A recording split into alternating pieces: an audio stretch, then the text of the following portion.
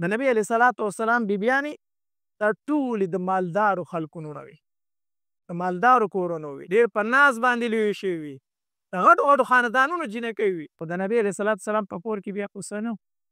د نبي علیه السلام په کور کې څه نه و. هلته خو نبي علیه السلام صرف په آخرت باندې نظر و.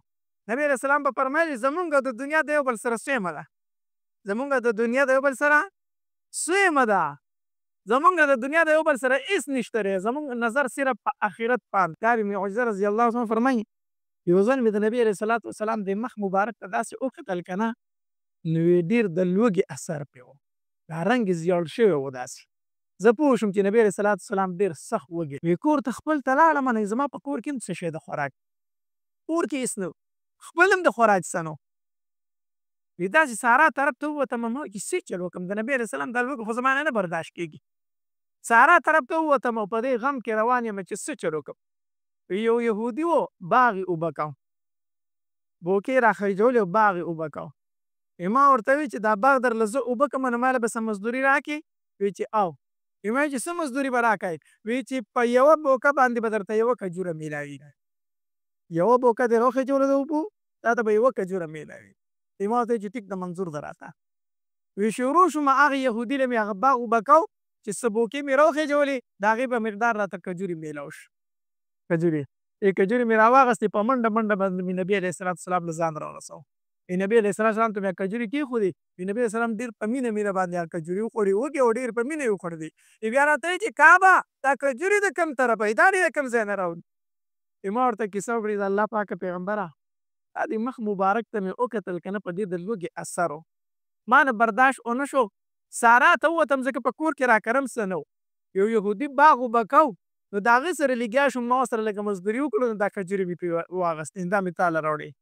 نبي علیه الصلاة والسلام راته ډېرې دعاګانې وکړلې، ډېرې دعاګانې راته وکړې چې الله دې په مال کې برکت واچوه. کعب بن عجرة ډېرې دعاګانې راته یې وکړې. نو د نبي علیه الصلاة والسلام په کور کې خو بیا داسې حالت و چې په میاشتو میاشتو به پکې اور نه بلېدو او بیبیانې ټولې د غټو خاندانونو وي. نو چې کله داسې په مدینه منوره کې فتوحات شروع شو که نه، فتح رالې او په مال غنیمت کې څه مال راغی، نو د نبي علیه الصلاة والسلام بیبیانې رالې او د نبي علیه الصلاة والسلام نه یې مطالبه وکړه چې د الله پاکه پیغمبره مونږ له اوس په نان نفقه کې لږ زیادت وکړه، اوس پر خو تا سره څه نه مونږ در سره ګزاره کوله، اوس خو فتوحات وشو، ټول صحابه کرام مالدار شو، ټول ښه شوي دي، نو مونږ له هم لږ دې نفقه کې په دې جوړه جامه کې لږ زیادت وکړه که نه، دې کې راله لږ زیاتوالی وکړه. نبي علیه الصلاة والسلام په دې خبره باندې خفه شو او قسم یې وکړ چې زه به یو میاشت تاسو خواله نه راځم. په دغې ورځ کې اتفاقي نبي علیه السلام د اس نه غورځېدلی و، پنډۍ هم لږه زخمي شوې وه، داسې بالخانه وه. نبي علیه الصلاة والسلام هغې ته وختو. منافقینو بار دا خبره مشهوره کړه، وی نبي علیه السلام خپلو بیبیانو ته طلاق ورکړو، دا خبره یې مشهوره کړه. دا خبره عمر رضی الله تعالی فرمایي وی زما یو ګاونډي و، وی زه به داسې په هفته کې یو ورځ تلمه کوبا ته به تلمه، هلته به ما ځان له لمونځ کو، بیا به واپس راتلم، نو یو ورځ به هغه ته یو ورځ به زه تلمه. ما هغه ته ویل چې په کومه ورځ باندې زه د مدینې منورې نه بار یمه، نو ستا دا ډیوټي ده چې نبي علیه الصلاة والسلام کوم حدیث بیانوي چې زه راشم ما ته به بیا بیانوي، او که ته بهر ته وتې وي نو زه به تر هغې پورې یم چې تر څو پورې ته نه یې راغلی چې د نبي علیه السلام ژوند بیا زه تا ته بیان کړم. دا د صحابه کرامو مینه وه. وی چې کله به زه تلم ما به دې ګاونډي ته وي چې ته به نه ځې، چې زه واپس راشم چې د نبي علیه السلام کوم ژوند دی کوم حدیث بیان کړي هغه به ما ته بیانوي، او که ته نه وې نو زه به د مدینې نه بهر ته بیا نه وځم چې بیا درته د نبي علیه السلام ژوند او حدیث مبارکه زه بیان. د ګاونډي سره مې دا خبره کړې وه. وی زه تللی وم چې واپس رالم، وی هغه ملګري مې راته دروازه وټکوله، خو ډېره په تلوار او په تیزۍ وارخطا یې راته دروازه وټکوله. ما ورته چې بهر ته راووتم، ما ورته وی چې څه چل دی ولې؟ وی چې نبي علیه السلام خپلو ټولو بیبیانو له طلاق ورکړی. چې دا خبره مې واورېده که نه، وی د خولې نه مې دا الفاظ ووته چې لاړې حفصې هلاکه شوه. حفصه خو پکې د هغه لور وه که نه، د نبي علیه السلام بیبي وه. ما ورته وی چې لاړې حفصه هلاکه شوې، ما خم به وکړې وي خو ته نه پوهېږې. ځکه د دې نه څه ورځې مخکې ما مې په کور کې څه خبره وکړه، ښځې مې ما له جواب راکړو. عمر رضی الله فرمایي ما کور څه خبره وکړه، ما له مې ښځې جواب راکړو. مسله دا وه موږ د مکې خلک چې موږ په ښځو باندې زورور وو او د مدینې خلک په ښځو باندې لږ کمزورې وو. نو د مدینې منورې ښځې چې وي نو دوی به د خاوندانو له جوابونه ورکول. زموږ ښځې خو موږ ته جواب نه شو راکولی. وایي چې موږ مدینې ته رالو نو زموږ ښځو هم د هغوی نه چل زده که دا زنانه خو د یو بل راځي خبرې کوي که نه. نو ما مې خاوند ته داسې وي او ما مې خاوند ته داسې وي. زموږ ښځو هم د مدینې منورې د ښځو نه چل زده کړو. بیا هغه هم په موږ باندې جري شي، موږ ته به یې جوابونه راکول. یوه ورځ ما که ورڅخه خبره وکړه دې ښځې مې جواب راکړه چې وران غوندې جواب یې راکړې. ما ورته وویل چې تا ما ته جواب راکړو، ستا دومره جرأت، تا ما له جواب راکړو چې دا تا ما له څنګه راکړو، تر ننه پورې خو تا ما له جواب نه دی راکړی. ما ته وایي چې عمره ته دومره غټ سړی نه یې څومره چې غټ نبي علیه الصلاة والسلام دی. عمره ښځه به راته وایي چې ته دومره غټ نه یې څومره لوی شان چې د نبي علیه الصلاة والسلام دی هغه ته بیبیانې جواب ورکوي نو زه به تا ته نه درکوم، هغه ته یې بیبیانې جواب ورکوي. ما ورته ویل څه شي؟ نبي علیه الصلاة والسلام ته د هغه بیبیانې جوابونه ورکوي؟ زما لور حفصه زما محبوب ته جوابونه ورکوي؟ چې دا خبره چې ما واورېده راپاڅېدم، ډایرکټ د پورې ووتم ډایرکټ رالم په خپلې لور حفصه پسې. ما ورته ویل چې حفصه ته رښتیا نبي علیه الصلاة والسلام ته جوابونه ورکوي؟ هغې راته ویل چې دا بابا د الله تبارک وتعالی په موږ باندې ډېر لوی فضل دی چې موږ د نبي علیه السلام بیبیان یو. موږ باندې د الله ډېر لوی فضل دی چې موږ د نبي علیه السلام بیبیان یو. په دې باندې موږ فخر کوو، موږ پرې ډېرې خوشحاله یو. او بابا کور خو دی، ښځه خاوند وي نو خامخا خبرې پکې راشي، جواب ورله کله کله ورکړو، کور دی ژوند دی. نو ما چې دا خبره واورېده ما ورته ویل چې حفصه ګورې عایشې ته به نه ګورې خپلې بلې ملګرې ته، عایشې ته به هسې نه چې عایشه نبي علیه السلام له جوابونه ورکوي او ته ولې هم جوابونه ورکوي. ګورې هغه ستا نه په عمر کې هم وړه ده او په شکل صورت کې در نه هم ښکلې ده او د نبي علیه الصلاة والسلام ورسره مینه هم ډېره ده. هسې نه چې ته هغې ته ګورې او د هغې په شان چلونه شروع کړي، هغې په شان چلونه به نه کوي. هغه نبي علیه السلام ته ډېره محبوبه ده او ډېره نږدې ده او ستا نه ښایسته هم ده او ستا نه وړه هم ده، هغې ته به نه ګورې. چې خپلې لور ته مې نصیحت وکړو بیا لاړم په ام سلمه رضی الله تعالی عنها پسې. ما ورته ویل چې ام سلمه رښتیا تاسو نبي علیه الصلاة والسلام ته جوابونه ورکوئ؟ هغې راته ویل چې یاره عمره په هر کار کې دې کار، په هر کار کې دې اوس زمونږ په کور کې دې هم دخل اندازې شروع کړه. خاوند مو دی نو زمونږ خاوند دی، مونږ ښځې یو، ژوند دی، کله پکې هر څنګه خبرې پکې راځي. اوس ته زمونږ په کور کې ولې خبرې کوې؟ په هر کار کې ستا کار وي. ام سلمه راله زړه مات، هغې راله زړه مات کړ. د هغې ځای نه را روان شومه نو وایي چې بیا مې دا خبره واورېده چې نبي علیه السلام بیبیانو ته طلاق ورکړی دی. ما وایي چې ښه مې دا حفصه پوه کړې وه خو دا نه پوهېدله. خپله لور مې یاده کړه، حفصه مې پوه کړې وه خو دا نه پوهېده.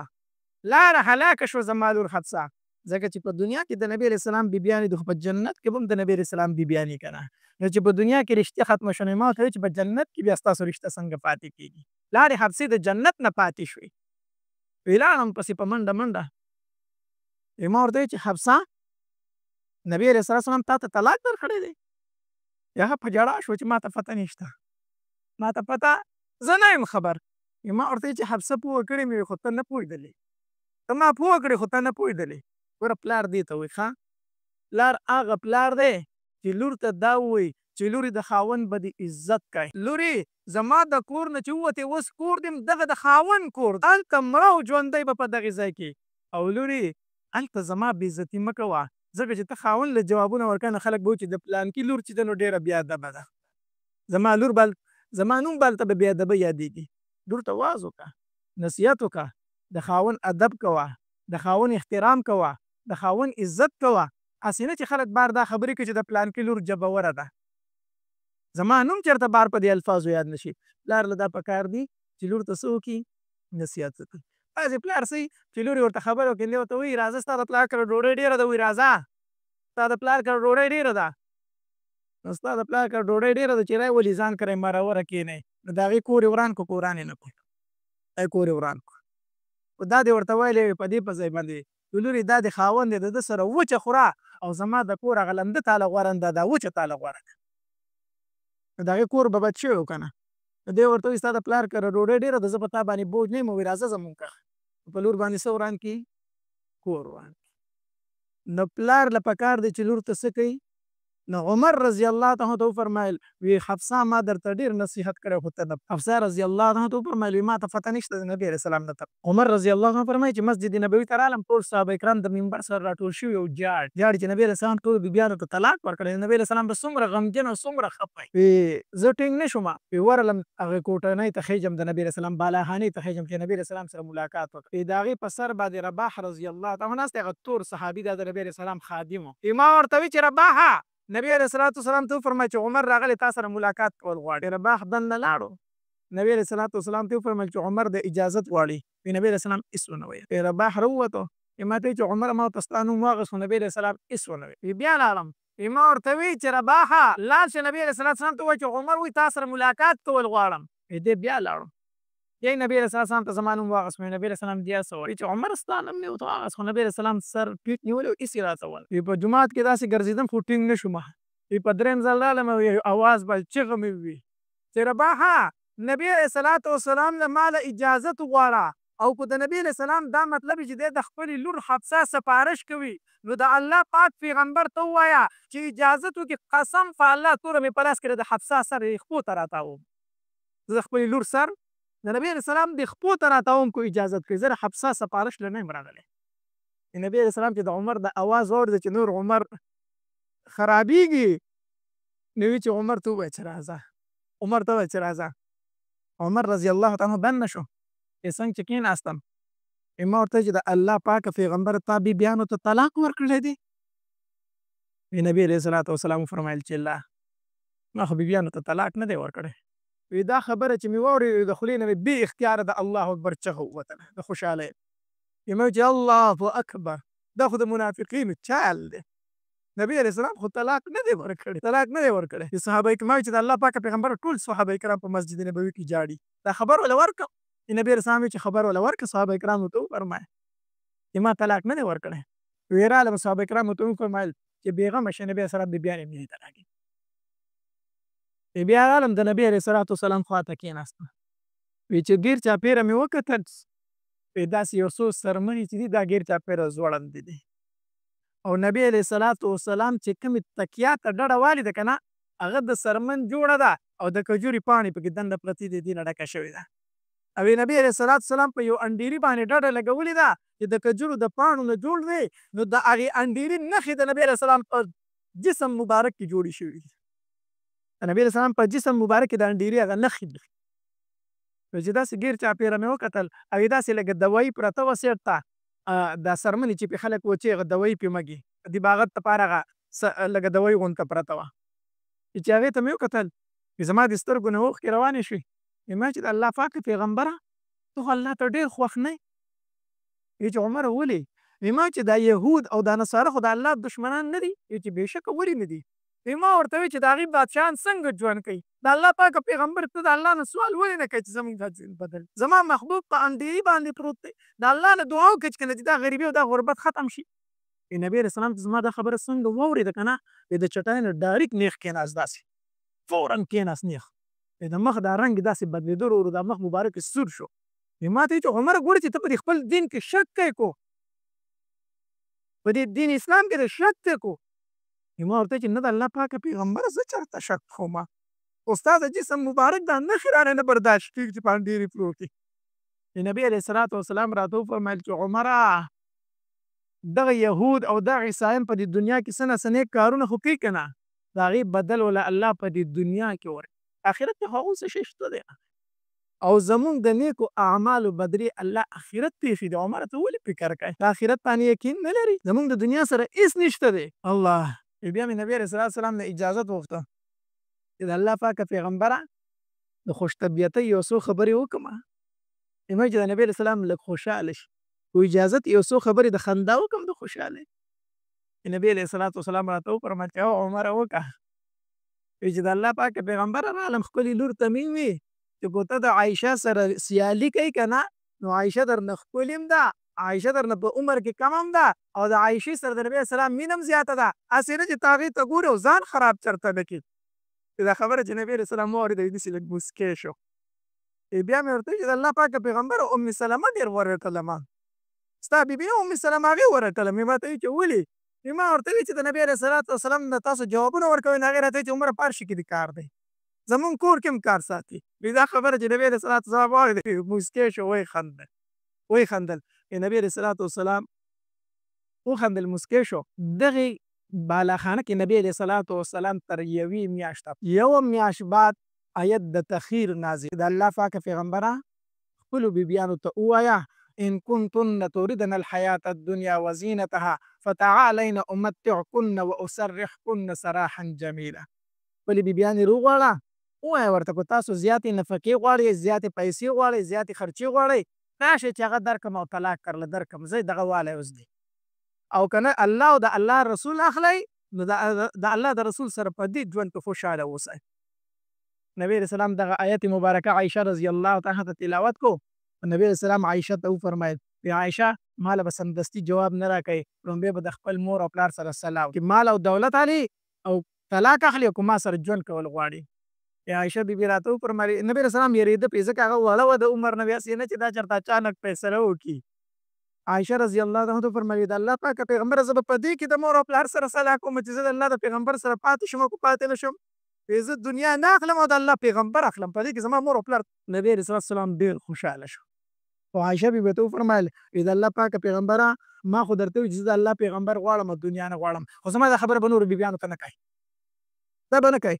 کیدای شي یو تنه پکې ووایي چې ما له طلاق راکړه یو خو به پکې کمه شي که نه یو به پکې کمه شي که نه نو موږ له به لږ ټایم زیات راکړي زموږ سره بیا لږ زیات ټایم زما د خولې خبره به نورو ته نه کوي چې عایشه ووایي چې زه د الله پیغمبر غواړم. نبي علیه السلام موسکی شو عایشه الله زه انصافدار را لېږلی یم الله زه نرمي کوونکی را لېږلی یم سختي کوونکی نه یم را لېږلی زه به ټولو بیبیانو ته وایم چې د عایشه دا فیصله ده او تاسو خپله فیصله وکړئ زه به ورته وایم. او بیا نبي علیه السلام یوې بیبي له لاد وی عایشه خو داسې وایي تاسو څه وایئ ټولو بیبیانو وایي موږ د الله او د الله رسول د الله او د الله رسول اخلو دنیا. دا د نبي علیه صلات وسلام اخلاق مبارکه څه شی و د نبي علیه السلام اخلاق مبارکه د خپل کور والو سره د خپلو بیبیانو سره په کور کې دننه نو په کور کې به دننه د ځان نه زمری نه رغی ښه ځان نه به څه نه رغی زمری نه رغی چې واړه در نه هم تنګي ښځې در نه هم تنګي ټول کور در نه تنګي چې ته بار ته وځې وایي شکر الحمدلله او چې کور ته را نه وځې نو بیا نو که ستا ژوند داسې و چې کور زنانه وي چې ته کور ته را دننه شي چې بیا راغې نو په دې خپل ژوند باندې افسوس وکړه په خپل ژوند باندې څه وکړه افسوس وکړه چې ته کور ته دننه کېږې او خلک وایي چې بیا راغې چې په تا باندې بار خلک خوشحاله او کور در باندې خلک تنګ و نو ستا په دې ژوند باندې افسوس ته د نبي علیه السلام په شان ژوند نه تېروې ځکه